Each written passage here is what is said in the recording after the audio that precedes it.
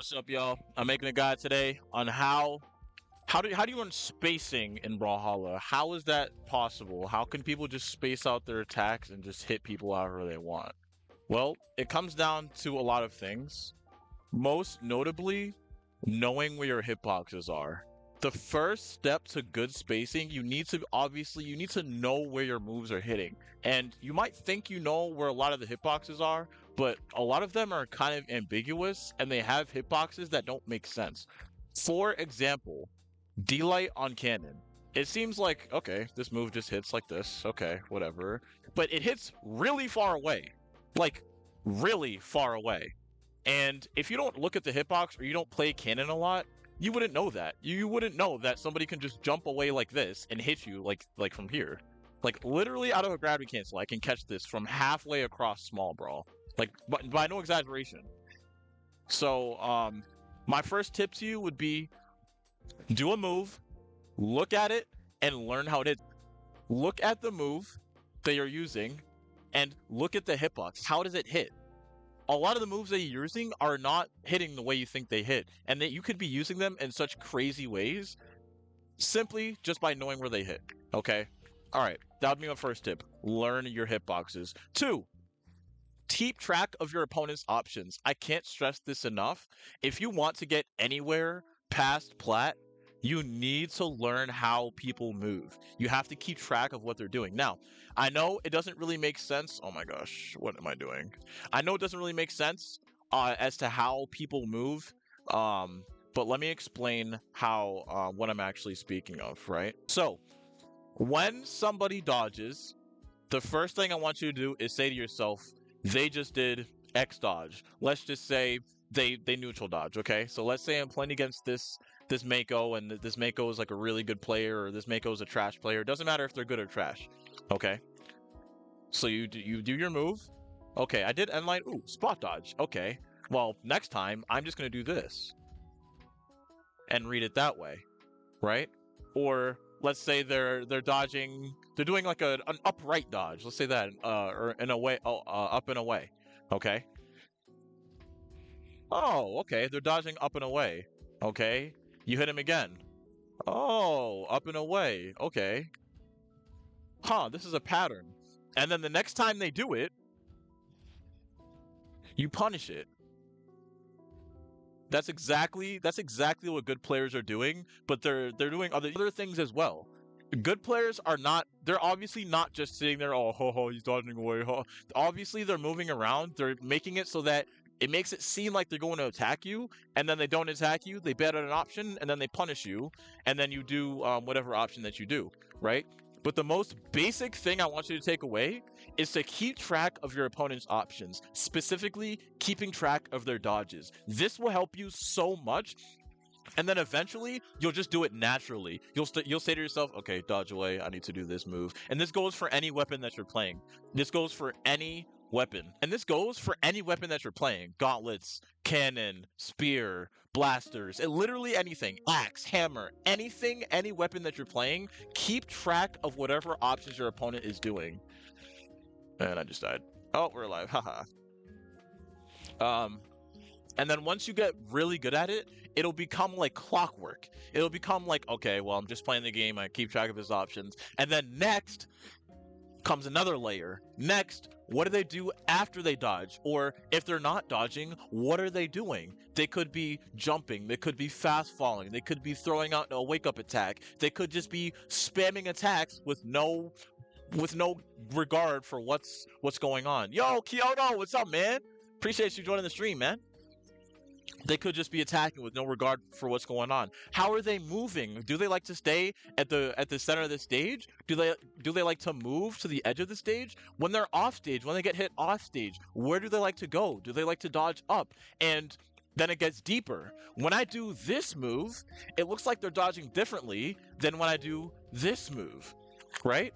So depending on what move you use, your opponent might dodge in a different direction. They might not always dodge the same way with the same move as well. It might be, okay, if they're over here and I hit them like this, maybe they're dodging up, but when they're on stage, for some reason, they're dodging in, right? But it becomes chess. It's when you get to, especially when you hit diamond, It's no longer checkers, it's chess. Nobody is playing, I promise you, nobody is playing checkers in this game, bro. And if they are, that's why they're stuck at their elo. You need to realize that there's levels to this. Especially when you're plat, it seems like the players are trash cans. It's because they are, but you are in that elo for a reason. That's why whenever somebody says they feel like they deserve a better rank, if you deserve that rank, you would be that rank. If you were meant to be diamond, you would be diamond. If you're stuck in gold, you're stuck in gold for a reason. It's because there's something you haven't learned to get to diamond. There's something you haven't learned to get to plat. If you're stuck in silver, there's a reason you're there. Same thing with me. I haven't hit 2100 yet. There's a reason I haven't hit that elo yet. I implore you to keep track of your opponent's options. Okay, next is baiting out your opponent and keeping a distance that allows you to punish your opponent. A lot of the time when I coach plats and golds, a lot of the time they're always here. Like this is like their optimal distance when they're trying to attack their opponent. But in reality, you want to be here. You want to be around this location. This is where you want to keep that distance, because then if you're, without going into anything too advanced, when your opponent attacks, you have time to react. And not only that, you can bait out an attack. Let's say this Mako is holding Katars, a very prominent weapon right now, in my opinion, broken, but people seem to think otherwise. Either way, if this Mako is trying to prime a D-Light, or worse, a Dare, obviously if you attack, they're probably going to sidelight, but let's just say they're trying to prime a D-Light, you don't want to put yourself right here. You don't want to be right here, because a really good option in neutral for a Katars player is D-Light, Dare, or even Nair. These are great options. So why in the world would you space yourself right here, and then once you get strung into like 6 moves, complain about, oh, this is Katars is so bad. No, you're right here. What else are they gonna do? Look at you, call you pretty? You need to space yourself in a way that allows yourself to counter the moves. So let's say this Mako throws out that D-Light or the side light. Let's say this Mako throws out the side light. You're not just gonna get smacked up by it. They throw out the side light, but you're in a situation that you can move away and then punish with whatever move. I'm on cannon, so I'm probably gonna punish with side light, or I'm probably gonna punish with D-Light. A lot of the time I punish with side light until they're not dodging anymore, then I resort to using D-Light. Digression. Space yourself in a way that you can punish your opponent. That really comes down to positioning. And you really don't want to be close. Like, if you're missing the punish, it's due to one of 3 reasons, which brings us to our next issue, punishing. How do we punish properly? Well, there's 3 things that need to happen to get a proper punish, right? 1, you need to select the right move. If you select a move that's not meant to punish the move your opponent just did, you're not going to hit the punish. And even if you do, you got lucky, buddy. You got lucky, buddy. And if you can't replicate it, then that punish is a one-off punish, and then you're back to square one with no improvement. So, pick the right move. And when I say the right move, pick a move that'll allow you to string into more moves, okay? If you're playing cannon, if you're playing hammer, you want to use D-Light. You really want to use D-Light. That's like your bread and butter. Now, obviously, everybody expects you to use that move, so you got to get creative and start mixing them some dares, sares, side lights, end lights. But at the end of the day, D-Light is your best punish option on hammer, right? Same thing on cannon too.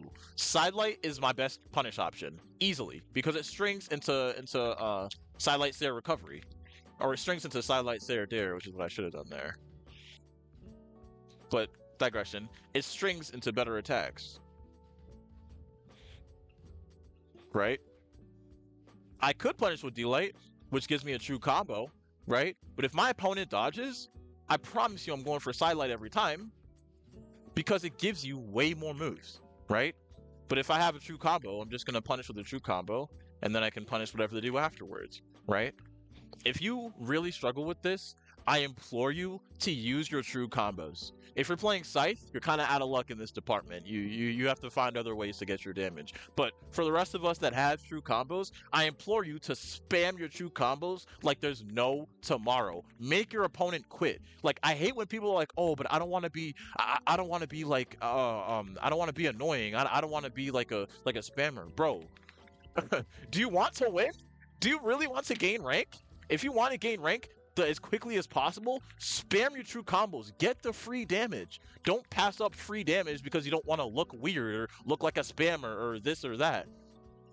Now, there is a problem with six spamming. I will say six spamming is not the way to go. You will find somebody that will punish you for every sig that you do. I promise you. If you're six spamming in plat, I promise you will stay plat for the rest of your life. You will never be a better rank than plat. Okay? Now, when it comes to punishing, the move has to be correct, but the move timing also has to be correct. So let's say this Mako just throw out an N light, boom. I'm right here to punish that with a D light, right? And the third one is you have to have the right positioning. You need to have the right positioning. So if you position yourself right, you use the right move, and you use the right move timing, you'll hit the punish every time. Those three things need to align in order to hit a punish. Every time you hit a punish, those three things are aligning.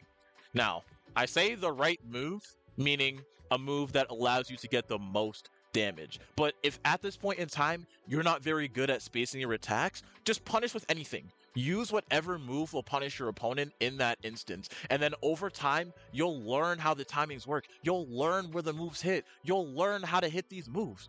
And with that, I think that'll be the end of the video. I'm going to end it right here. Those three things will propel you forward in your spacing journey. And of course, down the road, you'll learn tech. You'll learn, of course, different movement patterns, dash jumping, dash dancing. These are all very good movement tech. But when it comes to spacing, there's a lot of things that people don't talk about. So those things I'll talk about second. Like dash dancing is very important to learn how to do. Dash jumping is not as important, but definitely very important to learn. Empty hops are very important, but all that stuff is, I don't want to say water under the bridge, but it's more so it's talked about so much that I don't want to sit here and reiterate it again in another video here. Because you can just go online and say how to have good movement in Brawlhalla, and I promise you, you'll find 6 different people talking about those 3 things. So I'd rather speak about the other things that people don't talk about when it comes to spacing. But if that'll be the end of the video, man. I appreciate y'all, man. I appreciate y'all joining, man. We on a road to 2300, bro. My goal in this game is 2300 because that's when my opinion becomes valid. And come on this journey with me, man. I promise you, I have receipts, man. If you want to get coaching, I have receipts. I have multiple people that have gained 100 to 200 plus elo simply from one coaching session with me, bro. If you want coaching, bro, I got you. I'm not gonna write down what's going wrong with your gameplay anymore. That takes too much time. But until I'm like 22, 2300, I'll do that. But I can definitely, we can play. I can look at your gameplay. I can watch some ranked gameplay. Whatever you want to do to get better, or we can just spar, man. If you want to just spar a better player, and you're like gold to plat, yeah. Or if you're better than me, hit me up to spar, man. Or comment on the video, man, what I said wrong, or what could be added in addition, man. I appreciate y'all for watching, man. Be safe, bro.